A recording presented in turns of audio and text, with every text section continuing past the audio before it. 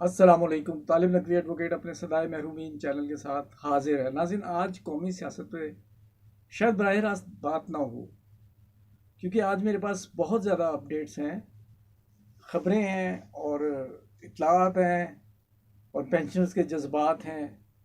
इन सब की बेस पे मेरी आज की वीडियो होगी।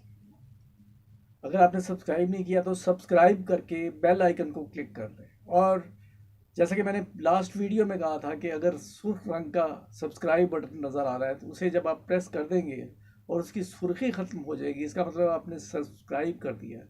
और उसके बाद आपको सिर्फ बेल आइकन को क्लिक करके ऑल की ऑप्शन इस्तेमाल करनी है, यानी बेल आइकन को आपने क्लिक करना है और जब 3 ऑप्शन आएंगी, जो ऑल लफ्ज़ होगा ALL, उसे आपने क्लिक करना है। कुछ लोगों ने कहा था कि हमें ज़रा प्रोसीजर दोबारा समझा दें, इसलिए चंद सेकंड नहीं है। तो नाज़रीन, आज हम क्या क्या पेश करने जा रहे हैं, बजट के हवाले से फेडरल गवर्नमेंट में क्या हो रहा है और पंजाब की सूबाई हुकूमत SNGAD क्या करने जा रही है, वो हमसे आपसे शेयर करेंगे। और उसके अलावा जो है EOBI के हवाले से बहुत से लोग परेशान हुए हैं। सीनियर सिटीज़न परेशान है कि ईद के मौके पे वो पेंशन नहीं ले सके, चंद तकनीकी वजूहात की बिना पर। उसका हम जिक्र करेंगे। और फिर नेशनल बैंक के एक साथी ने जिन जज्बात का इजहार किया, पेंशनर जो जफ़र सादिक साहब ने, वो बयान करना मेरे लिए ज़रूरी होगा, ख्वाह उसमें कुछ इररेलिवेंट मामला आ जाए। वो 1-2 मिनट का जो है ना, वो मैं बात करूँगा और वीडियो हो जाएगी तमाम। तो नाज़रीन, पहले वफाकी हुकूमत के हवाले से बात कर रहे हैं कि फेडरल गवर्नमेंट में जो तजावीज़ तैयार हो रही है पे एंड पेंशन कमेटी के हवाले से, और जो तवातर के साथ ख़बरें मुख्तलिफ ज़राए से आ रही हैं, वो ये है कि अब कारकर्दगी बेस्ड पर इंक्रीमेंट्स मिलेंगी। और इजाफे का जहाँ तक ताल्लुक़ है, मैंने अपनी लास्ट वीडियो में कहा था कि ये जो बहुत ज़्यादा 25, 30 और 40 और 50% के जो जिक्र कर रहे हैं, मुझे खुशी होगी अगर ये हो जाए, लेकिन फैक्ट्स आर फैक्ट्स। मैंने ये कहा था कि 10 से 15% जो है ना वो इजाफा हो जाएगा। अब जो मेरी बात की थोड़ी तायीद हो रही है कि 15 से 20 के दरमियान, यानी मेरी बात में जो कि मैंने आपसे दयानतदारी के साथ कहा था कि ये खबर नहीं है, ये मेरा गैस है, और वो गैस अब सही साबित हो रहा है। एक तो ये है, और दूसरा तफावत, फ़र्क, डिफरेंस जो मुख्तलिफ लोगों के दरमियान है, उसे कम करने की कोशिश की जा रही है। और उसका तरीका एक ही मैं समझता हूँ कि वो जिनका जो पहले ही ज़्यादा मराहत ले रहे हैं, उनका इजाफा जो है वो मामूली रखा जाए, जबकि जो दूसरे लोग जो बेचारे अपने हकूक़ के लिए लड़ रहे हैं, मुलाजमीन, उनका जो है वो और मामला किया जाए। और नाज़रीन, सूबाई हुकूमत की अगर हम बात करें SNGAD की, तो वहाँ भी बहुत सी खिचड़ी पक रही है। मैंने आपसे बताया था कि पेंशन ख़त्म की जा रही है, वो सब चीज़ें तो अपनी जगह चल रही हैं।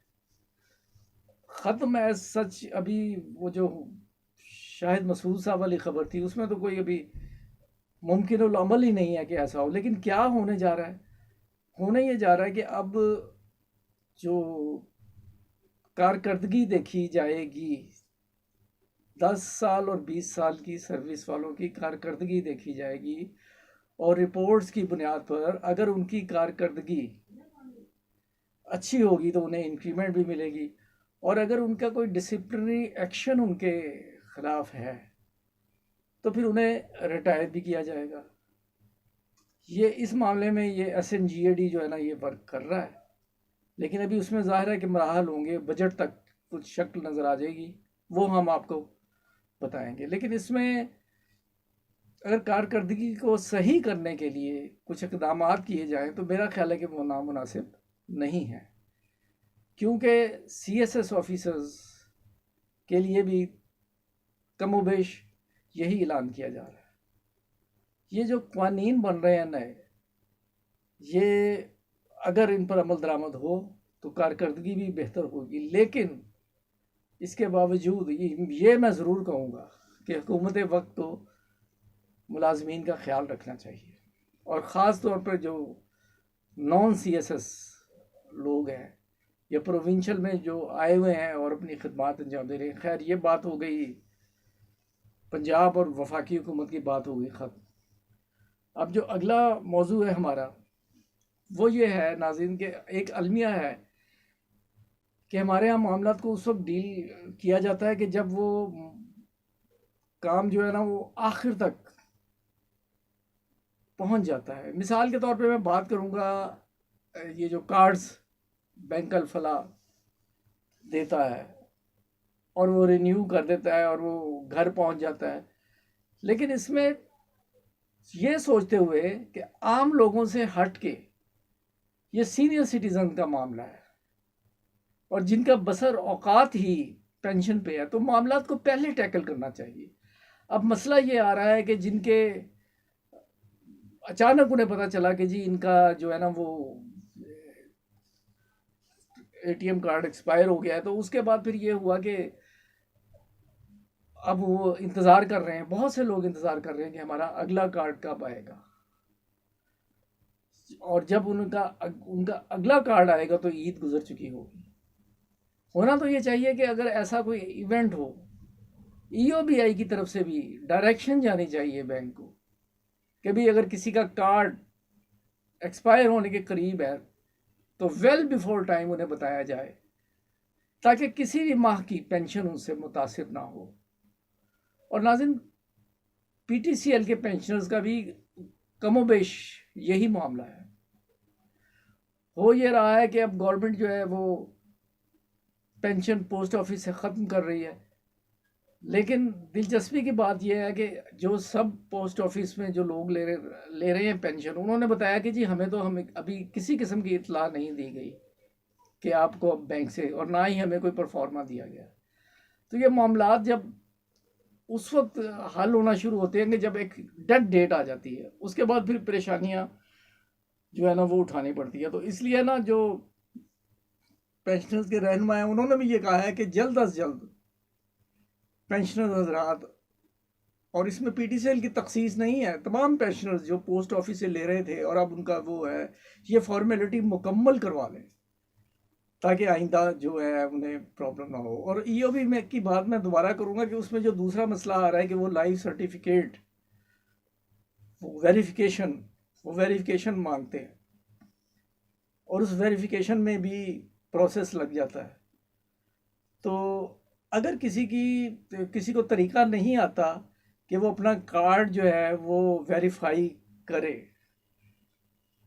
तो उसके लिए या तो किसी दोस्त से मदद ली जा सकती है, लेकिन मैं ये कहूँगा कि अगर आपके पास किसी बैंक ऑफिसर का या किसी और शख्स का फ़ोन नंबर मौजूद है, तो आप हेल्प के लिए अपना कार्ड नंबर किसी को अरसाल ना करें, क्योंकि ये सिक्योरिटी रीज़न के लिए ये ज़रूरी है। अलबत्ता आप किसी बैंक ऑफिसर के पास जाके, जो आपकी ब्रांच है, ये कह सकते हैं कि मेरी हेल्प करो, और वो इंशाल्लाह करेंगे हेल्प। अभी इतनी भी वो नहीं है। अब नेशनल बैंक की बात करें तो नेशनल बैंक के जो ज़फ़र सादिक साहब हैं, वो एक दो केसेस में जो तेज़ी से इंसाफ हुआ।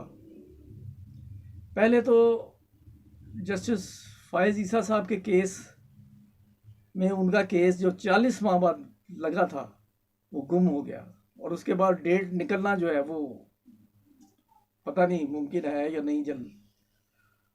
वो बड़े मायूस थे और वो कहते कि ये हो गया। और उसके बाद शहबाज शरीफ का जो केस हुआ उसमें भी उन्हें तेज़ तरीन इंसाफ मिल गया, लेकिन हमारी कौन सुनेगा। और ना से बात उनकी सही है।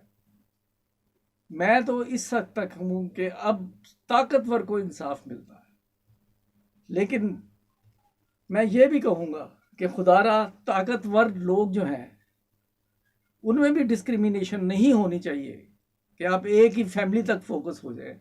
चले आपने ताकतवर को इंसाफ देना है, गरीब तो हमेशा से ही बेचारा पिसता आ रहा है।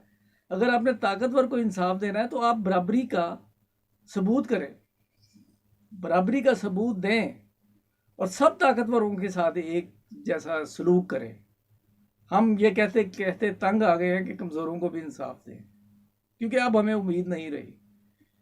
नाज़रीन, मैं ये मिसाल देता हूँ, मैं पाकिस्तान पीपल्स पार्टी से हमदर्दी उस वक्त तक रखता था जब तक मोहतरमान बेनज़ीर भुट्टो ज़िंदा थी। उसके बाद हमदर्दी का गोशा ख़त्म हो गया, क्योंकि जो कुछ हुआ वो बहुत लंबी डिटेल है। लेकिन मैं सिर्फ ये कह रहा हूँ कि पाकिस्तान पीपल्स पार्टी का जो रहनुमा है खुर्शीद शाह साहब, वो मासूम है या गैर मासूम, उन्होंने जुर्म किया है या नहीं किया, ये मेरा सब्जेक्ट नहीं। लेकिन वो, उनकी बेल नहीं हो रही और उनका केस ही नहीं लग रहा। तो हर एक के लिए बराबर इंसाफ होना चाहिए और हम दुआ कर सकते हैं अल्लाह ताला आपको खुश रखे, अपने हिफ्ज़ व अमान में रखे। और दोबारा कहूँगा कि आपका बहुत बहुत शुक्रिया जिस तेज़ी से आप सब्सक्राइब कर रहे हैं, लेकिन आप कमेंट ज़रूर करें और ताकि हमें पता चले, और दुआओं में याद रखें। अस्सलाम वालेकुम।